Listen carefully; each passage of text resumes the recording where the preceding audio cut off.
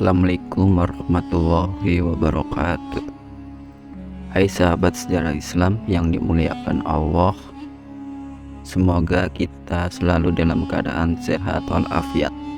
Amin, amin, amin ya robbal alamin.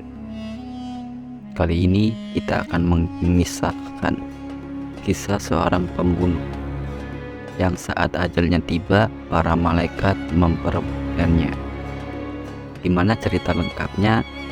Ayo simak terus sampai habis, biar kita semua tidak gagal paham. Oke? Kisah ini berasal dari hadis yang diriwayatkan oleh Imam Al-Bukhari dan Muslim radhiyallahu anhu dari Abu Sa'id Al-Khudri, Sa'id bin Malik bin Sinan radhiyallahu anhu. Nabi Muhammad SAW bersabda, di antara umat sebelum kalian terdapat seorang laki-laki yang telah membunuh 99 orang. Nabi SAW menceritakan kepada umatnya agar menjadi pelajaran berharga dan teladan dalam kebaikan. Kisah ini pernah terjadi pada zaman Bani Israel. Dahulu kala ada seorang penjahat dari Bani Israel yang telah membunuh 99 orang tanpa alasan yang jelas.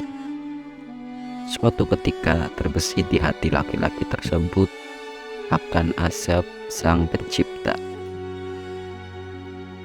Lalu dia berpikir alangkah baiknya bila ia bertobat dan memohon ampunannya sebelum ajal tiba, tetapi hanya saja ia masih bimbang apakah tobatnya tersebut yang telah membunuh puluhan nyawa tak bersalah akan diterima.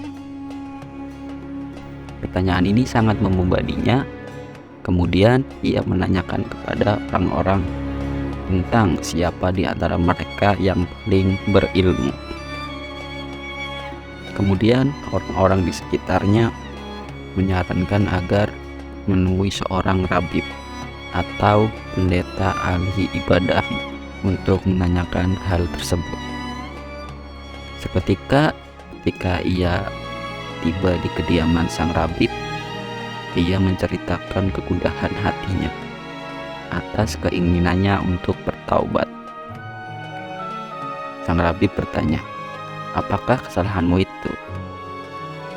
Ia berkata, saya telah membunuh 99 orang tanpa alasan yang jelas. Apakah masih ada pintu taubat untukku? Kata rabib itu, tidak ada jalan bagimu. Tempat yang tepat bagimu adalah neraka. Lelaki itu sangat kecewa dan marah. Ia sadar betul bahwa kesalahannya memang begitu besar. Tetapi cara rabib menyikapi dan memvonis itu sangat melukai perasaannya. Walaupun hatinya mulai melembut dengan keinginannya untuk bertaubat, tetapi jiwa jahatnya belum benar-benar menghilang. Tanpa banyak pikir panjang, ia mengambil sebuah pisau dan genap dia sudah membunuh 100 nyawa orang tidak bersalah. Tetapi panggilan ilahi untuk bertobat terus mengganggunya.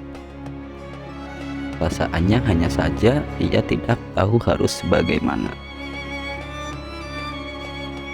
Kemudian dia menanyakan apakah ada orang lagi yang paling alim di muka bumi.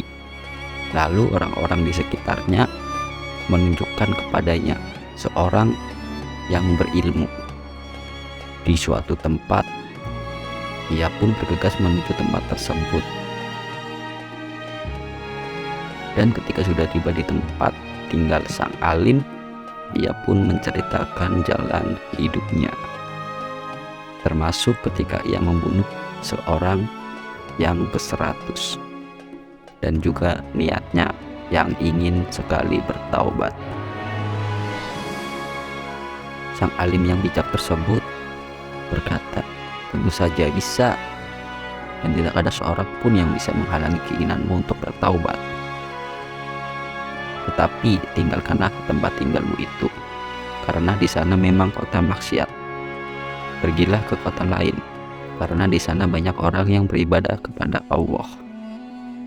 Beribadahlah engkau bersama mereka, dan jangan pernah kembali ke kotamu itu. Insya Allah engkau akan memperoleh ampunan dari Allah dan dimudahkan jalan kepada kebaikan. Akhirnya lelaki itu pun pergi berhijrah ke kota yang dimaksudkan sang alim. Dia berangkat meninggalkan kota tempat tinggalnya dalam keadaan sudah bertaubat serta menyesali perbuatan dan dosa-dosanya. Dengan tekad akan meninggalkan dosa yang ia lakukan dan memperbaiki diri, mengisi hari esok dengan amalan yang soleh sebagai pengganti kezaliman dan kemaksiatan yang selama ini ia lakukan. Di tengah perjalanannya, rupanya Allah Subhanahu wa Ta'ala berkehendak lain.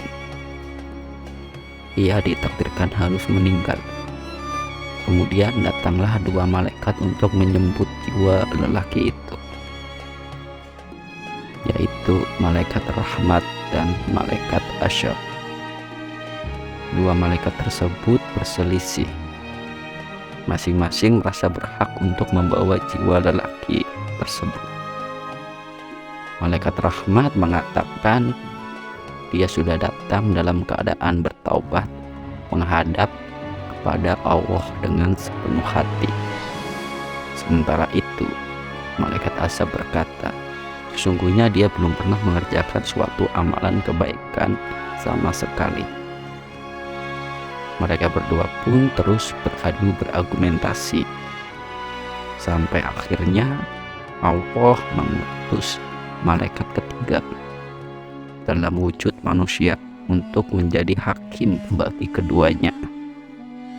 Setelah masing-masing mengajukan pendapatnya, malaikat yang ketiga berkata, ukurlah jarak dua kota itu dari tempat kematiannya ini, mana yang lebih dekat, maka ia termasuk dalam golongannya. Mereka pun mengukur jaraknya, dan ternyata kota yang dituju, yaitu kota tempat ibadah dan penuh kebaikan itu, lebih dekat hanya sejengkal dari kota maksiat yang telah ia tinggalkan. Maka jiwanya dibawa oleh malaikat rahmat dan ia memperoleh ampunan dari Allah Subhanahu wa Ta'ala. Dalam riwayat lain yang disebutkan, sebenarnya lelaki itu belum jauh meninggalkan kota maksiat tersebut, tapi Allah memang berkehendak untuk mengampuninya.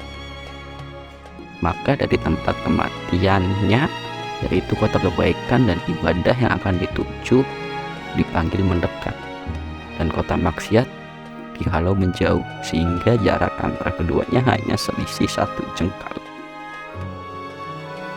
Firman Allah Subhanahu wa Ta'ala dalam Al-Quran surat As-Zumar ayat 53 yang artinya, katakanlah hai hamba-hambaku yang melampaui batas terhadap diri mereka sendiri, janganlah kamu berputus asa dari rahmat Allah. Sesungguhnya Allah mengampuni dosa-dosa semuanya. Sesungguhnya dialah maha pengampun lagi maha penyayang. Dari kisah ini, kita sebagai muslim diperintahkan untuk tidak berputus asa atas rahmat Allah Subhanahu wa Ta'ala. Allah amatlah maha pengasih lagi maha penyayang, sekalipun kita adalah seorang pendosa. Sesungguhnya Allah akan mengampuni dosa-dosa semuanya, selama yang berdosa itu bertaubat dan kembali ke jalan yang lurus. Wallahu a'lam bishawab. Wassalamualaikum warahmatullahi wabarakatuh.